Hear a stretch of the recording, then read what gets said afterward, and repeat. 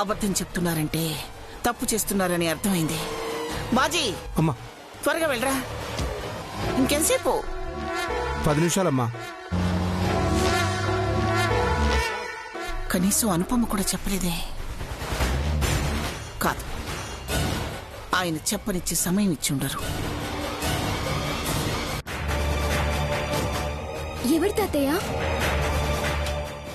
నా మిత్రుళ్ళేమ్మా.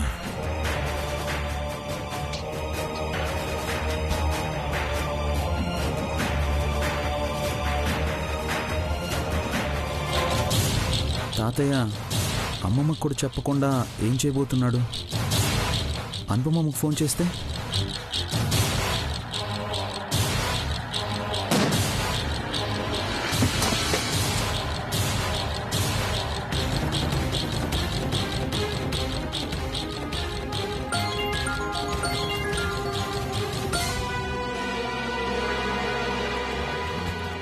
మీ తాత న్యాయస్థానంలో ఉండి మిత్రుని కలవడానికి వెళ్ళానని అబద్ధం చెప్తూ ఫోన్ మాట్లాడుతుంటే పెట్టేశారు. నేననుకున్నట్టే ఏదో జరుగుతుంది. అనుపమకి మీ తాతయ్య అన్యాయం చేయబోతున్నారనిపిస్తుంది. ఎలా అయినా ఆపాలి శౌర్య. నువ్వేం టెన్షన్ పడకమ్మమ్మ. అనుపమమ్మకి ఏం కాదు. నేను దారిలోనే ఉన్నాను.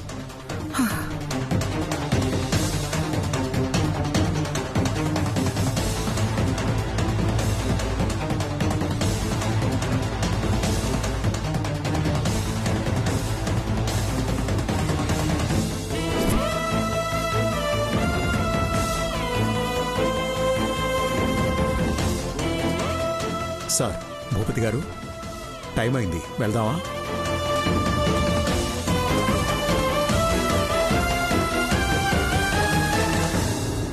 నన్ను క్షమించను పొమ్మా.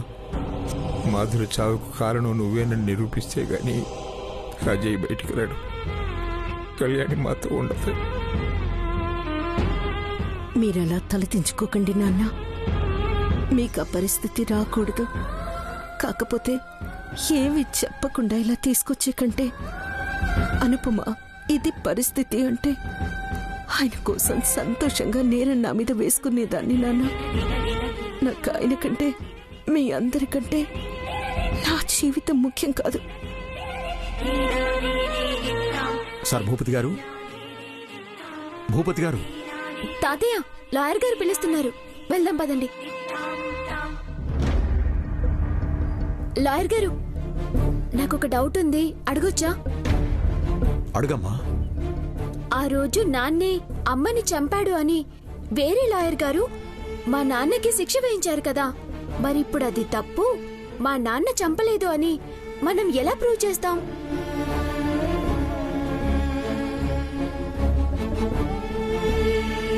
లాలో 1,00,000 మార్గాలుంటాయమ్మా. అవన్నీ లాయర్ గారు చూసుకుంటారు తల్లి. జడ్జి గారి ముందు లాయర్ గారు చెప్పినట్టు చెప్పు చాలు. ఏం చెప్తారు? కళ్యాణి, నీ డౌట్స్ ఆపుతావా? పెద్దవాళ్ళు చెప్పినట్టు చెయ్యి. మారు మాట్లాడుకో. నాన్న వాళ్ళు ఏం చేసినా నీ మంచి కోసమే.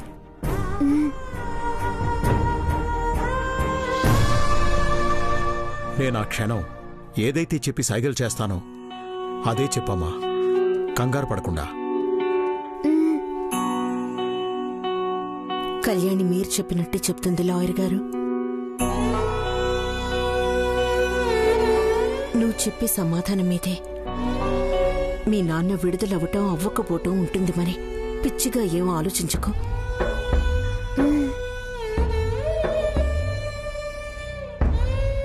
ఎలా అయినా మీ నాన్న విడుదలవ్వాలి అనేది నీ మనసులో ఉండాలి. అలాగే నీ సమాధానం ఉండాలి.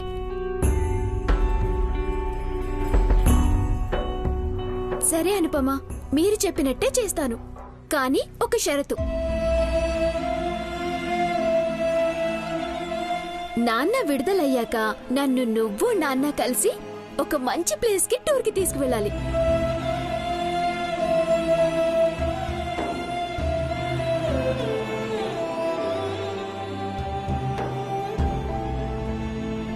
మాట్లాడు.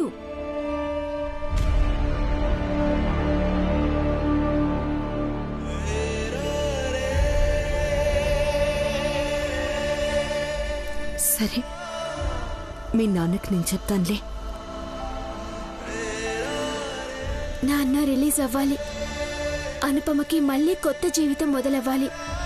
పాపం 18 ఏళ్ళు నరకం అనుభవించింది.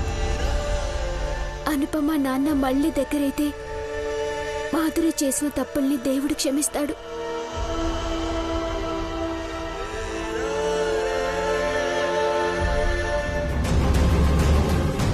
బాజీ, మనం ఆలస్యం చేస్తే అనుపమ జీవితమే నాశనమైపోతుంది. పోనివ్వు, త్వరగా పోనివ్వు.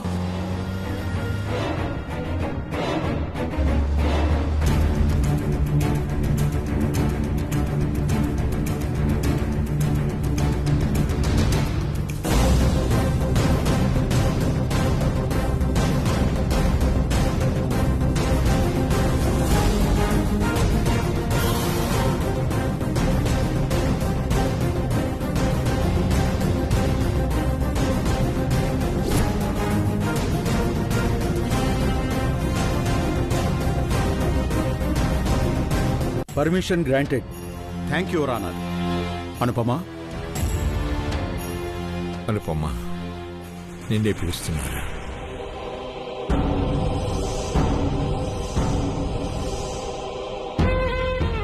ఎలాగూ ఆశ్రమంలో వదిలిపెడదామనుకున్నారుగా. తాళి కట్టిన వాడి కోసం ఆ మాత్రం త్యాగం చేయలేదా? అలాంటప్పుడు నేరం మీదేసుకుంటే కళ్యాణికి తండ్రి కళ్ళెదుటే ఉంటాడు.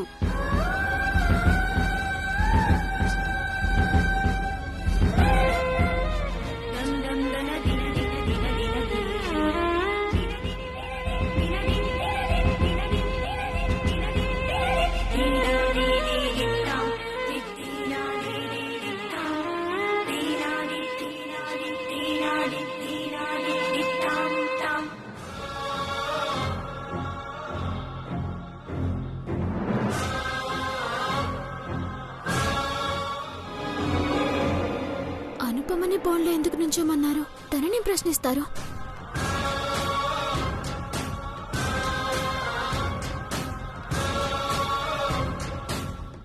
మిలాట్, నేరం చేసిన వ్యక్తిని శిక్షించి తనలో మార్పు తీసుకురావాలనే సంకల్పం న్యాయస్థానానికి ఉంటుంది. కానీ ఏ నేరం చేయని అమాయకుణ్ణి శిక్ష అనుభవించేలా చేస్తే ఈ వ్యవస్థకే చెడ్డ పేరు.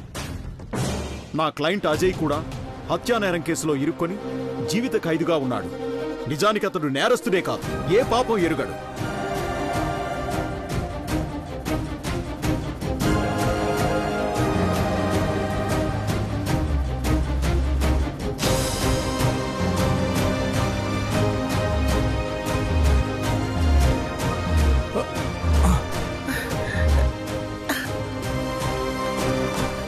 ఏమైంది బాజీ?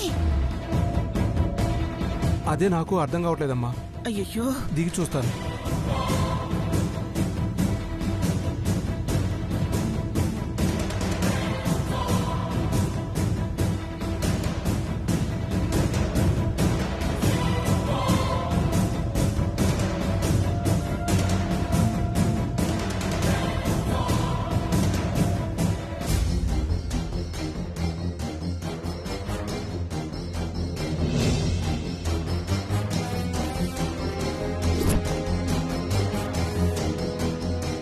ఏమైంది బాజీ? అమ్మా, మెకానిక్ రావాల్సిందే, స్టార్ట్ అవ్వదు. అయ్యో కర్మ. ఎక్కడికైనా వెళ్లే ముందు బండి ఎలా ఉందో, ఏ పరిస్థితిలో ఉందో చూసుకోవాల్సిన అవసరం లేదా?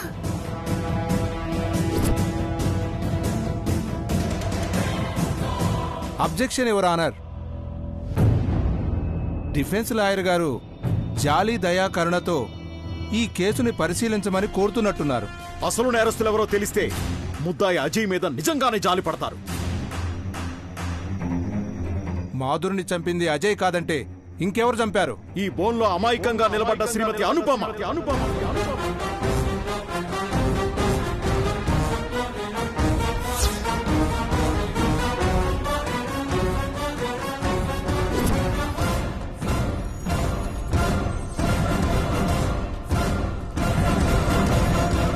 Order, order. మిస్టర్ జగదీష్, అనుపమే మాధురి చావుకి కారణమని ఆరోపిస్తే సరిపోదు. నిరూపిస్తాను మిలాడ్.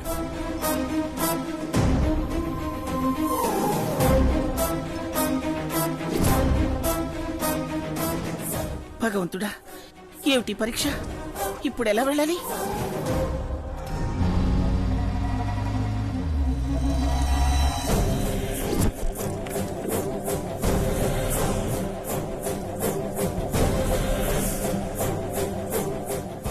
ఈయన కావాలనే చేస్తున్నారు.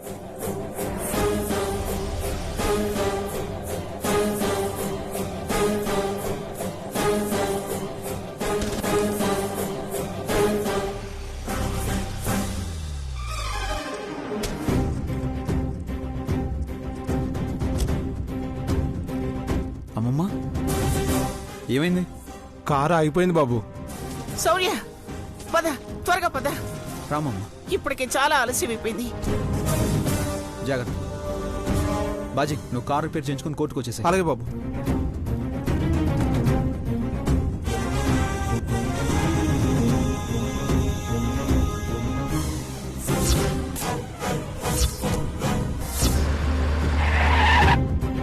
అనుపమ గారు, మీకు పిల్లలు లేరు, అవునా?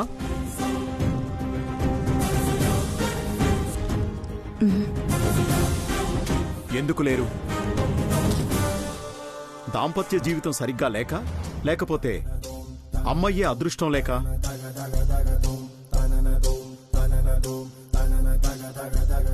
నా భర్త అజయ్ గారే నా బిడ్డ అనుకునేదాన్ని, అలానే చూసుకునేదాన్ని. మిమ్మల్ని కూడా తను భార్య బిడ్డ సర్వస్వం మీరే అని ఎందుకు అనుకోలేదు?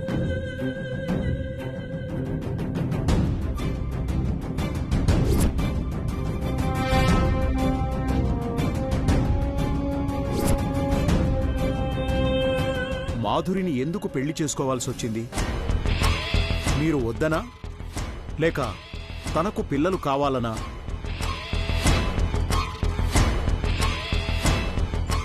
మిలాద్, డిఫెన్స్ లాయర్ గారు అనుపమను అయోమయానికి గురిచేస్తున్నారు. నో మిలాద్, ఇది కేవలం విచారణలో భాగమే. You may proceed. Thank you your honour. చెప్పండి అనుపమ గారు. మీది అన్యోన్య జీవితం అయితే అజయ్ ఎందుకు మాధురిని కోరుకుంటాడు? చెప్పండి.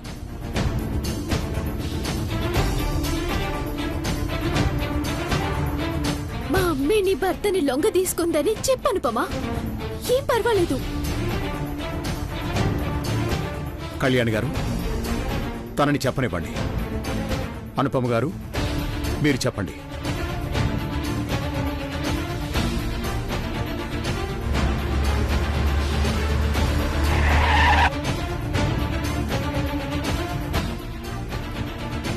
మీరు చెప్పండి. నా కొడుకు విడుదలవ్వాలంటే ఈ హత్యా నేరాన్ని నీ మీద వేసుకోవాలనుపమా, కానీ ఈ మాట నేరుగా నీతో చెప్పలేదు. మీరు మనసులో ఏమనుకుంటున్నారో నాకు తెలుసు నాన్న, అందుకే వాదించట్లేదు. నేరం నా మీద పడాలన్న మీ కోరిక తీరాలి. అనుపమ గారు, మీరు మాట్లాడాలి. కోర్టు అమూల్యమైన సమయాన్ని వృధా చేయకూడదు. మీ ప్రశ్నలకు నా మౌనమే సమాధానం సార్.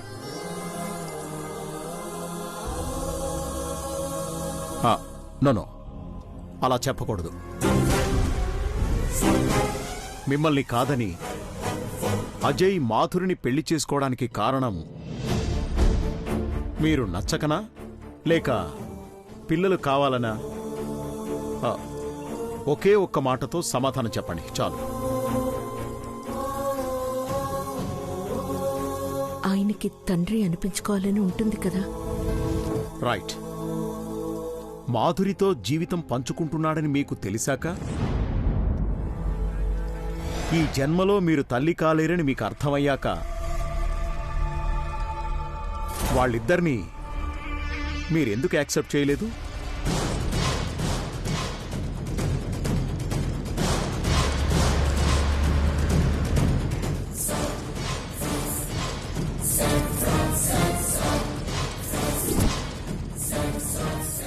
ఆయన ఇంకో పెళ్లి చేసుకోవడం నాకిష్టం లేదు. Please note this point your honour. 18 ఏళ్ల నుండి అజయ్ ఇంకో పెళ్లి చేసుకొని సుఖంగా ఉన్నాడని ద్వేషం పెంచుకుంది ఈ అనుపమ.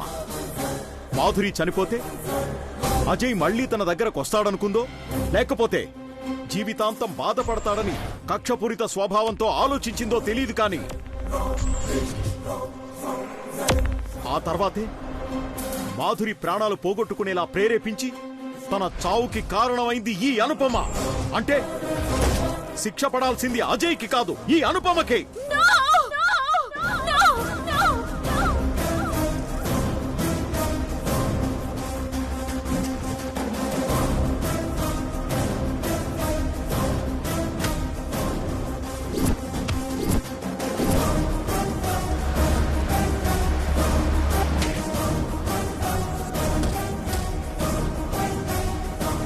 అనుపమ మంచిది. తను మా అమ్మని ద్వేషించలేదు.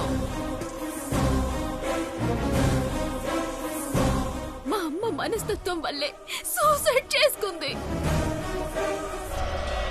అనుపమకి ఈ చావుకి సంబంధమే లేదు.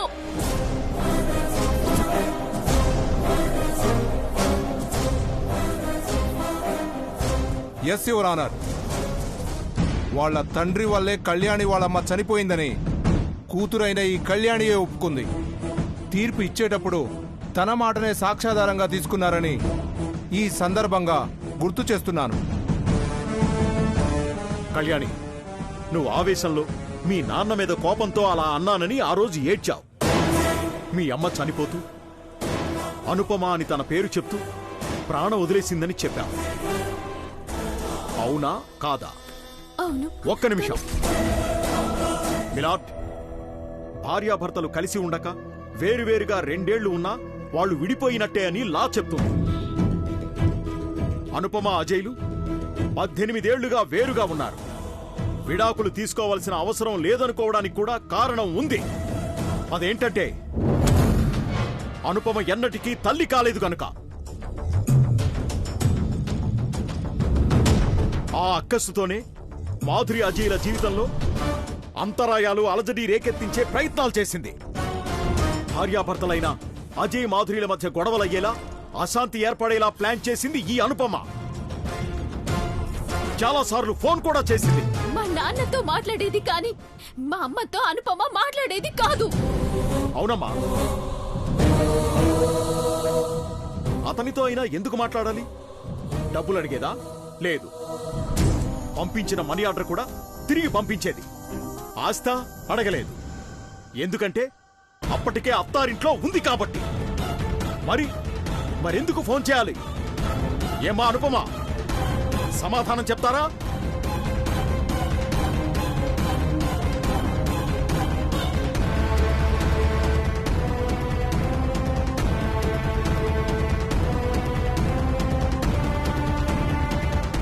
మావయ్య గారి ఆరోగ్యం గురించి చెప్పడానికి ప్లీజ్ అనుపమ గారు. కొడుకే లేడని భీష్మించుకు కూర్చున్న వాళ్ళ ఆరోగ్యం గురించి మీరు చెప్తే అజయ్ వినాలనుకున్నాడా?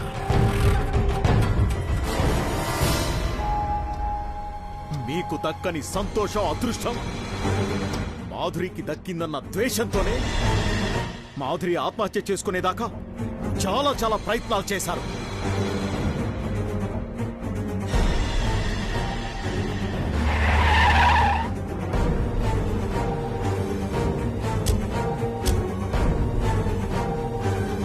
Objection your honour.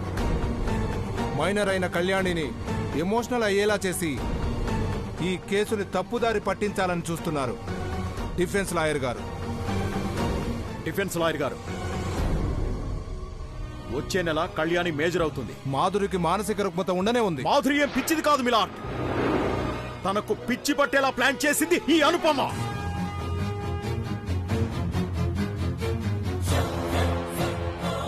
మాధురిని బెదిరించింది. బెదిరించినట్టు మీ దగ్గర సాక్ష్యాధారాలు ఏమైనా ఉన్నాయా? కళ్యాణి చెప్పమ్మా, ప్రత్యక్ష సాక్షివి నువ్వే చెప్పావు. కళ్యాణి చెప్పమ్మా, చెప్పు తల్లి.